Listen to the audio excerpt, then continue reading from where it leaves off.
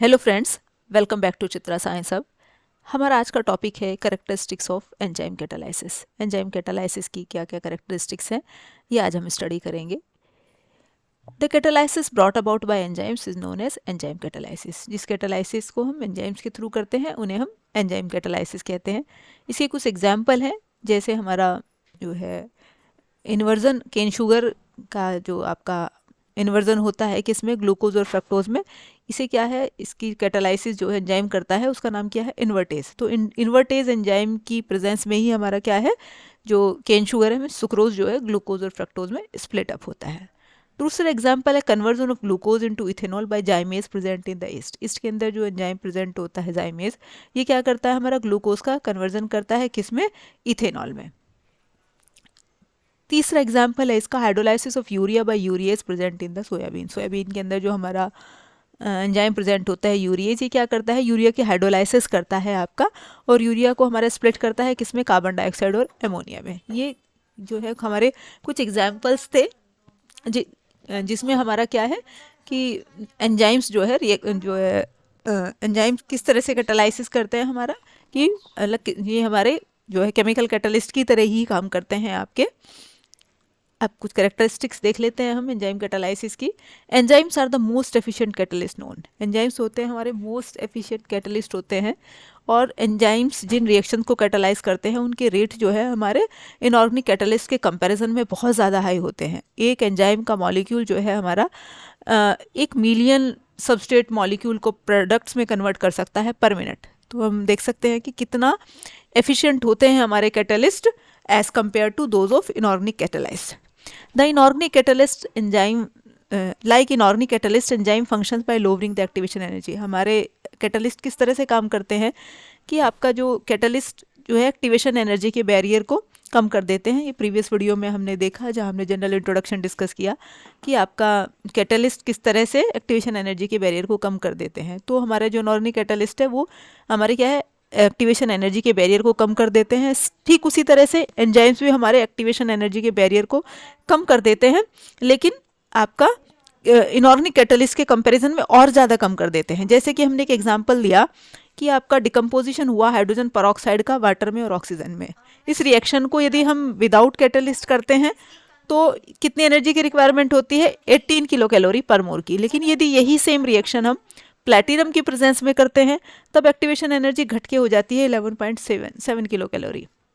और यदि ये सेम एंजाइम जो इसकी कैटालाइसिस हम जो है एंजाइम की प्रेजेंस में करते हैं, कैटालाइज एंजाइम की प्रेजेंस में करते हैं, तो वहाँ जो एनर्जी का बैरियर है वो मात्र 2 किलो कैलोरी पर मोल का हो जाता है। तो हम देख सकते हैं कि कितने ज़्यादा एफिशिएंट होते हैं हमारे जो है enzyme as compare to inorganic catalyst. की एनर्जी का जो बैरियर है वो घट के, हमारा जो एक्टिवेशन एनर्जी का जो बैरियर है वो घट के 11.7 से 2 किलो कैलोरी हो गया। जो हमारा विदाउट कैटलिस्ट 18 था, प्लैटिनम की प्रेजेंस में 11.7 था, लेकिन एंजाइम कैटलाइज एंजाइम की प्रेजेंस में वो घट के 2 कैलोरी पर मोल हो गया।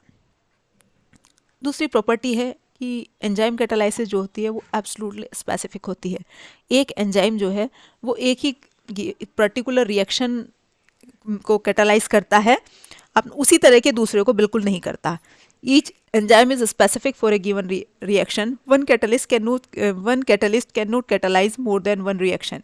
एक से ज़्यादा रिएक्शन को कैटालाइज नहीं कर सकता। जैसे कि हम एग्जांपल देख लेते हैं कि यूरियस जो एंजाइम है ये यूरिया की हाइड्रोलाइसिस करता है, लेकिन दूसरे किसी अमाइड की हाइड्रोलाइसिस नहीं करेगा, नॉट इवन मिथाइल यूरिया। हम यूरिया की हाइड्रोलाइसिस यूरियस की प्रेजेंस में करते हैं तो एमोनिया और कार्बन डाइऑक्साइड में कन्वर्ट हो जाता है। यदि इसमें हम क्या है, यूरिया की जगह मिथाइल यूरिया भी ले लें तो यूरियस का मतलब यूरियस उसकी कैटालाइसिस नहीं करेगा। तो इसलिए हमने कहा कि एंजाइम्स जो है वो एब्सोल्युटली स्पेसिफिक हैं, केवल एक ही सबस्ट्रेट के लिए स्पेसिफिक है, केवल एक ही तरह के रिएक्शन को कैटालाइज करता है। Thus when a compound can exist in optically active isomers, an enzyme which can act on one of the isomer is unable to act on the other. मतलब ये इतने ज़्यादा स्पेसिफिक होते हैं कि यदि कोई हमारा कंपाउंड ऑप्टिकली एक्टिव फॉर्म्स में एग्जिस्ट करता है तो वो केवल एक ही आइसोमर के ऊपर एक्ट करते हैं, दूसरे के ऊपर नहीं करते। जैसे कि हमारा एंजाइम है पेनिसिलियम ग्लूकागम, इसे जब हम टार्टरिक एसिड के रेसिमिक मिक्सचर में ऐड करते हैं तो ये केवल प्लस फॉर्म का डिकम्पोजिशन करता है, माइनस फॉर्म का बिल्कुल भी नहीं करता। तो हम देख रहे हैं कि एंजाइम्स हमारे कितने हाईली आपके स्पेसिफिक हैं कि पर्टिकुलरली एक ही रिएक्शन की कैटालाइसिस हमारे कर रहे हैं। तीसरी करेक्टरिस्टिक है the rate of enzyme catalyse reaction is maximum at the optimum temperature. एक पर्टिकुलर ऑप्टिमम टेम्परेचर पे रिएक्शन का रेट हमारा मैक्सिमम होता है। एंजाइम कैटालाइज रिएक्शन में जैसे ही हम टेम्परेचर बढ़ाते रहते हैं तो एक लिमिट तक रिएक्शन का रेट बढ़ता है आपका, उसके बाद जो है रिएक्शन का रेट घटना शुरू हो जाता है। तो जिस पोजीशन पे वो मैक्सिमम होता है उसे हमने कहा ऑप्टिमम टेम्परेचर। अब वो घटना क्यों शुरू हो जाता है? क्योंकि आपका जो एंजाइम्स हैं वो प्रोटीनेशियस नेचर के होते हैं और हाई टेम्परेचर पे जो है प्रोटीनेशियस नेचर, जो उनका प्रोटीनेशियस नेचर है वो डिस्ट्रॉय हो जाता है, और इवन बहुत ज़्यादा हमने टेम्परेचर बढ़ाया तो बिल्कुल एब्सोल्युटली ज़ीरो पे पहुंच जाता है। तो इस वजह से हमारा क्या है कि एक पर्टिकुलर टेम्परेचर के बाद आके रिएक्शन का रेट बढ़ने की बजाय घटना शुरू हो जाता है। तो उस टेम्परेचर को हमने कहा ऑप्टिमम टेम्परेचर। और ज़्यादातर एंजाइमेटिक रिएक्शंस जो होते हैं वो ह्यूमन बॉडी में वो 37 डिग्री टेम्परेचर पे होते हैं। ये हमारा एंजाइम कैटालाइसिस के लिए ऑप्टिमम टेम्परेचर है। इसी तरह से ऑप्टिमम पीएच भी होता है। आपका रिएक्शन का जो रेट है वो एक पर्टिकुलर पीएच पे आपका मैक्सिमम होता है, जिसे हमने ऑप्टिमम पीएच कहा। Rate of enzyme catalyse reactions varies with the pH of the system. PH के सिस्टम के साथ वेरी करता है। The rate passes through a maximum at a particular pH known as optimum pH. एक particular pH पे वो maximum rate show करता है, उसके बाद एक्टिविटी हमारी जो है घटनी शुरू हो जाती है। उसकी आपकी जो है रिएक्शन का रेट जो है घटने लग जाता है। ज़्यादातर जो हमारे एंजाइम्स हैं वो हमारे बायोलॉजिकल पीएच पे काम करते हैं। 7.4 पीएच पे जनरली एंजाइम्स जो है मैक्सिमम कैटालाइसिस शो करते हैं, और इसे हमने कहा ऑप्टिमम पीएच। नेक्स्ट है सबस्ट्रेट की कंसंट्रेशन का क्या इम्पैक्ट होता है। अब जितना ज़्यादा सबस्ट्रेट मिलेगा उतना ही हमारा क्या है रिएक्शन का रेट बढ़ेगा, लेकिन एक लिमिट तक। उस लिमिट को हमने कहा पॉइंट ऑफ सेचुरेशन। उस पॉइंट ऑफ सेचुरेशन के बाद हम सबस्ट्रेट की कंसंट्रेशन कितनी ही बढ़ा लें रिएक्शन का रेट नहीं बढ़ता। क्यों? क्योंकि आपका एंजाइम के ऊपर जितने भी हमारे एक्टिव साइट हैं, जितने बाइंडिंग साइट हैं, सबके सब सेचुरेट हो गए। तो इस वजह से क्या है, हम फर्दर कितना भी सबस्ट्रेट उसके अंदर ऐड करते रहें रिएक्शन का रेट नहीं बढ़ेगा। एक लिमिट तक बढ़ता है, उसके बाद सेचुरेशन का पॉइंट आ जाता है, और उसके बाद हमारा रिएक्शन का कोई रेट नहीं बढ़ेगा हमारा। क्यों? क्योंकि सबके सब बाइंडिंग साइट जो एंजाइम के पास थे वो सबके सब भर गए हैं, सबके सब सेचुरेट हो गए हैं। अब एंजाइम की कंसंट्रेशन का क्या फ़र्क है?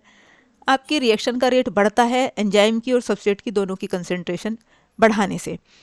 If the temperature and pH are kept constant and the substrate concentration is high, the rate of reaction increases with increasing enzyme concentration. यदि एक पर्टिकुलर टेम्परेचर और एक पीएच पे, एक कांस्टेंट पीएच पे यदि हम सबस्ट्रेट की कंसंट्रेशन बढ़ाते जा रहे हैं तो रेट ऑफ रिएक्शन बढ़ता रहेगा। लेकिन ऐसा नहीं कि सिर्फ हम एंजाइम की कंसंट्रेशन बढ़ाते रहें, सबस्ट्रेट की उतनी ही रहे, उस केस में हमारा रिएक्शन का रेट नहीं बढ़ेगा। हमें यदि हम एंजाइम की कंसंट्रेशन बढ़ा रहे हैं तो सबस्ट्रेट की कंसंट्रेशन भी साथ के साथ हमें बढ़ानी पड़ेगी, क्योंकि यदि सबस्ट्रेट खत्म हो जाएगा तो हम एंजाइम की कंसंट्रेशन कितनी ही बढ़ाते रहें रिएक्शन का रेट नहीं बढ़ेगा। तो यदि हम सबस्ट्रेट की कंसंट्रेशन बढ़ाते जा रहे हैं और एंजाइम की कंसंट्रेशन ही बढ़ाते जा रहे हैं और एक पर्टिकुलर हमने ऑप्टिमम टेम्परेचर ऑप्टिमम पीएच लिया हुआ है, तो रिएक्शन का रेट हमारा बढ़ता चला जाता है। तो एंजाइम कंसंट्रेशन के रेट ऑफ रिएक्शन जो है डायरेक्टली प्रोपोर्शनल है। अब एंजाइम्स की जो कैटालिटिक एक्टिविटी है वो इनहिबिट होती है हमारी इनहिबिटर्स की प्रेजेंस में। वो आपकी इनहिबिटर्स घटा देते हैं, एक्टिवेटर बढ़ा देते हैं। The catalytic activity of an enzyme is often inhibited or completely destroyed by the addition of other substance. कोई दूसरा सब्सटेंस हम उसके अंदर ऐड करके उसकी कैटालिटिक एक्टिविटी को हम रिड्यूस कर सकते हैं या कहते हैं पूरी तरह से ख़त्म कर सकते हैं। दीज इनहिबिटर्स और poisons interact with the active functional group on the enzyme surface. ये इनहिबिटर्स किस तरह से काम करते हैं कि जो एंजाइम के ऊपर जो एक्टिव साइट होती है, एक्टिव साइट में जहाँ बाइंडिंग साइट होती है वहाँ पे क्या है ये इनहिबिटर्स बाइंड हो जाते हैं। जैसे कि कुछ हैवी मेटल आयन्स है, सिल्वर आयन है, मरकरी आयन है, ये SH ग्रुप के साथ जो एंजाइम के बाइंडिंग साइट पे जो SH ग्रुप होते हैं वहाँ पे ये बाइंड हो जाते हैं और उसे पॉइजन कर देते हैं। The use of many drugs is related to their action as enzyme inhibitors in the body. बहुत सारी जो ड्रग्स हैं, मतलब उसमें आपका जो फार्मास्यूटिकल केमिस्ट्री में हमारा इसका यूज़ होता है कि वहाँ पे हम जो है बहुत सारे एंजाइम्स की ग्रोथ हम इस तरह से ड्रग्स की हेल्प से हम जो है रोक पाते हैं हमारे, तो इसका वहाँ हमारा रोल है। तो इनिबिटर्स जो होते हैं रिएक्शन के जो एंजाइम की जो कैटालाइटिक एक्टिविटी है उसे पूरी तरह से आपकी या तो इनिबिट कर देते हैं, मतलब पूरी तरह से ख़त्म भी कर सकते हैं। अब आपका जो एक्टिवेटर्स होते हैं दूसरी तरफ वो क्या करते हैं, आपकी कैटालाइटिक एक्टिविटी को बढ़ाते हैं। जैसे activators are metal ion such as sodium ion, manganese ion, cobalt ion, copper ion which get weakly bounded to enzyme molecule and promote their catalytic activity. ये वीकली बाउंड होते हैं एंजाइम के साथ और उनकी कैटालाइटिक एक्टिविटी को बढ़ाते हैं। Thus it has been found that the addition of sodium chloride makes amylase activity very active. यदि हम सोडियम क्लोराइड ऐड कर दें, मतलब उससे Na+ आयन मिल जाएगा, तो एमाइलेज की एक्टिविटी और ज़्यादा बढ़ जाती है। Often a small non protein portion में विटामिन को हमने कहा जिसे हम कोएंजाइम कहते हैं, when present along with an enzyme promotes the catalytic activity of the latter. मतलब एंजाइम की एक्टिविटी बढ़ा देते हैं कोएंजाइम्स हमारे। तो मतलब यदि नॉन प्रोटीन पार्ट उसके साथ हमारा एसोसिएटेड है तो वो उसकी कैटालाइटिक एक्टिविटी को एंजाइम की बढ़ा देता है। तो ये था हमारा आज का टॉपिक। नेक्स्ट वीडियो में नेक्स्ट टॉपिक डिस्कस करेंगे। तब तक के लिए थैंक यू।